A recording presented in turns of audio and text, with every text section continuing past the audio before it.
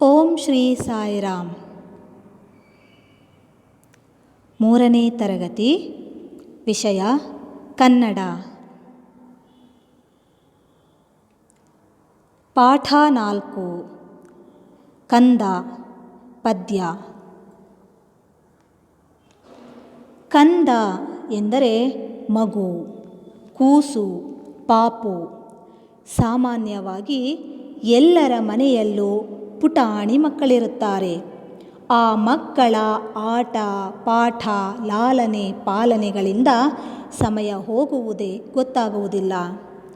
ಮಗುವಿನ ನಗು ಅಳು ತುಂಟಾಟಗಳಿಂದ ಮನೆಯಲ್ಲಿ ಅಪ್ಪ ಅಮ್ಮ ಅಜ್ಜ ಅಜ್ಜಿ ಮತ್ತಿತರರು ಮಕ್ಕಳನ್ನು ಪ್ರೀತಿ ಮಾತುಗಳಿಂದ ಮುದ್ದಿಸುವುದನ್ನು ನೀವು ನೋಡಿರಬಹುದು.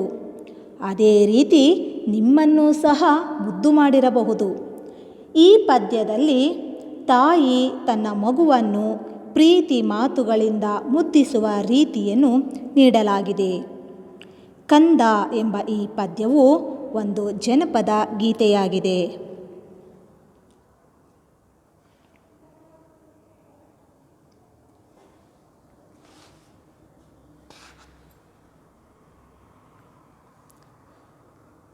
ಕೂಸು ಇದ್ದ ಮನಿಗೆ ಬೀಸಣಿಗೆ ಯಾತಾಕ, ಕೂಸು ಕಂದಯ್ಯ ಒಳಹೊರಗ. ಕೂಸು ಕಂದಯ್ಯ ಒಳಹೊರಗ ಆಡಿದರ, ಬೀಸಣಿಗೆ ಗಾಳಿ ಸುಳಿದಾವ. ಕೂಸು ಇದ್ದ ಮನಿಗೆ ಬೀಸಣಿಗೆ ಯಾತಾಕ, ಕೂಸು ಕಂದಯ್ಯ ಒಳಹೊರಗ. ಕೂಸು ಕಂದಯ್ಯ ಒಳಹೊರಗ ಆಡಿದರ, ಬೀಸಣಿಗೆ ಗಾಳಿ ಸುಳಿದಾವ. ಕೂಸು ಇದ್ದ ಮನಿಗೆ, ಕೂಸು ಎಂದರೆ ಮಗು, ಮನಿ ಮನಿಗೆ, ಮನಿ ಎಂದರೆ ಮನೆ ಎಂದರ್ಥ.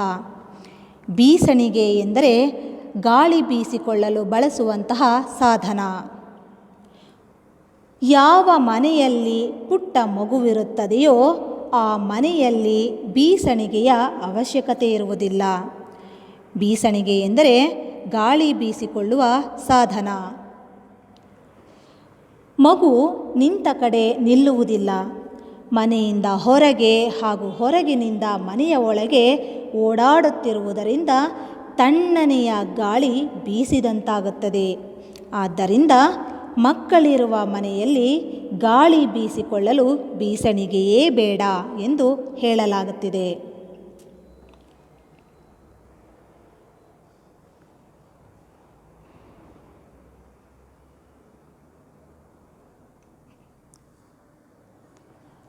ಆಡಿಬಾ ನನಕಂದ ಅಂಗಾಲ ತೊಳೆದೇನ, ತೆಂಗಿನಕಾಯಿ ತಿಳಿನೀರ. ತೆಂಗಿನಕಾಯಿ ತಿಳಿನೀರ ತಕ್ಕೊಂಡು, ಬಂಗಾರ ಮಾರಿ ತೊಳೆದೇನ. ಆಡಿಬಾ ನನಕಂದ ಅಂಗಾಲ ತೊಳೆದೇನ, ತೆಂಗಿನಕಾಯಿ ತಿಳಿನೀರ. ತೆಂಗಿನಕಾಯಿ ತಿಳಿನೀರ ತಕ್ಕೊಂಡು, ಬಂಗಾರ ಮಾರಿ ತೊಳೆದೇನ. ತಾಯಿ ತನ್ನ ಮಗುವಿಗೆ ಆಟವಾಡಿಕೊಂಡು ಬಾ ಕಂದ ಎಂದು ಹೇಳುತ್ತಿದ್ದಾಳೆ. ನೀನು ಆಟವಾಡಿದ ನಂತರ ನಿನ್ನ ಅಂಗಾಲ ತೊಳೆದೇನ. ಅಂಗಾಲು ಎಂದರೆ ಪಾದದ ಕೆಳಗೆ ಅಥವಾ ಕಾಲುಗಳು. ನೀನು ಆಟವಾಡಿದ ನಂತರ ನಿನ್ನ ಕಾಲುಗಳನ್ನು ಹಾಗೂ ಬಂಗಾರ ಮಾರಿ. ಬಂಗಾರ ಎಂದರೆ ಚಿನ್ನ, ಮಾರಿ ಎಂದರೆ ಮುಖ. ಫಳಫಳನೆ ಹೊಳೆಯುವ ಬಂಗಾರದಂತಹ ನಿನ್ನ ಮುಖವನ್ನು ಹಾಗೂ ನಿನ್ನ ಕಾಲುಗಳನ್ನು ಶ್ರೇಷ್ಠವಾದ ತೆಂಗಿನಕಾಯಿಯ ತಿಳಿನೀರಿನಿಂದ ತೊಳೆದು ಸ್ವಚ್ಛಗೊಳಿಸುತ್ತೇನೆ ಎಂದು ತಾಯಿ ತನ್ನ ಮಗುವಿಗೆ ಮುದ್ದಿನಿಂದ ಹೇಳುತ್ತಿದ್ದಾಳೆ. ಇಲ್ಲಿ ತಾಯಿಯ ಮಾತುಗಳಲ್ಲಿ ಮಗುವಿನ ಮೇಲಿರುವ ತಾಯಿಯ ಮಮತೆ ಪ್ರೀತಿ ವ್ಯಕ್ತವಾಗುತ್ತದೆ.